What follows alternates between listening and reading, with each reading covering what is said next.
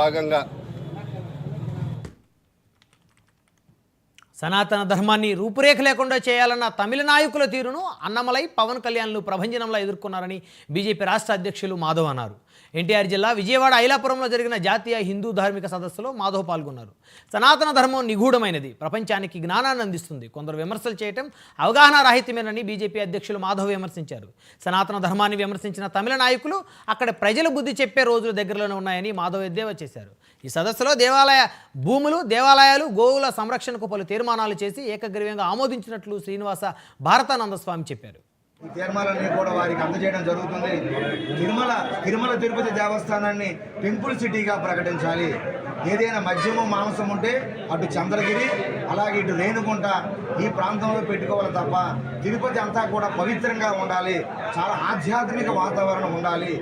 ఇతర దివ్యమైన క్షేత్రాలు నిన్నగాక మొన్న అయోధ్య కూడా ఎంత పవిత్రంగా వారు మద్య మాంసాన్ని నిషేధించారో అలాగే తిరుపతిలో కూడా ఈ మద్యము మాంసాన్ని నిషేధించి అన్యమత ప్రచారాన్ని కూడా అరికట్టి తిరుపతిని ఒక ప్రశాంతమైన ఏదైతే ఆనాడు శ్రీకృష్ణదేవరాయలు అలిపిరి నుండి స్వామివారికి కాళహస్తి వరకు కూడా దాదాపుగా 300కు పైగా చదరపు కిలోమీటర్ల స్థలాన్ని వెంకటేశ్వర స్వామికి ధారాదత్తం చేశారో అటువంటి స్థలంలో ఇటువంటి అకృత్యాలు, ఇటువంటి అపచారాలు జరగకూడదు. కాబట్టి మన హిందువుల పుణ్యక్షేత్రాన్ని మనం కాపాడుకొని తిరుమల తిరుపతి దేవస్థానం టెంపుల్ సిటీగా దీన్ని గుర్తించాలి.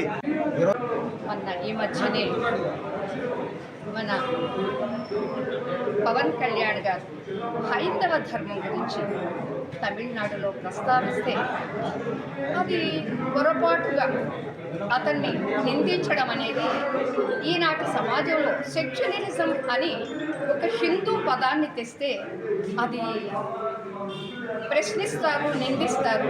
మరి అదే పరిస్థితిలో ఇవాళ క్రైస్తవులు కానీ మహమ్మదీయులు కానీ రోడ్డెక్కి ఏమైనా చేస్తారు, ఆడపిల్లల్ని ఏమైనా చేస్తారు, దేవాలయాన్ని ధ్వంసం చేస్తారు, దేవతలను కూడా ధ్వంసం చేస్తారు. మరి అటువంటి ఆ మతాన్ని ఎందుకు ప్రశ్నించదు ఈ ప్రభుత్వం? అది ఏ రాష్ట్రమైనా కావచ్చు, ఏ ప్రభుత్వమైనా కావచ్చు. అంతే.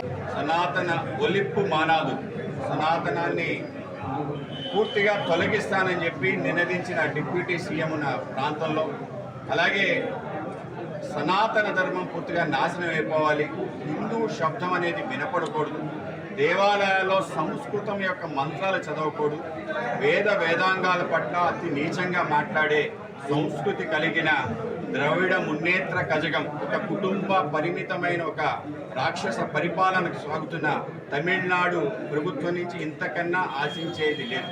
ఇవాళ మురుగన్ పైన స్వయంగా మన కార్తికేయుడి పైన దాడిగా మేము భావిస్తున్నాం. ఏ విధంగా అక్కడ అద్భుతంగా మొత్తం తమిళనాడు, యావత్ తమిళనాడే కాదు ప్రపంచవ్యాప్తంగా ఎవరైతే ఆ మురుగన్ యొక్క భక్తులు ఉన్నారో ఆ విధంగా రావడం జరిగింది. అక్కడ జరిగిన నినాదాలు సనాతన ధర్మం సంబంధించిన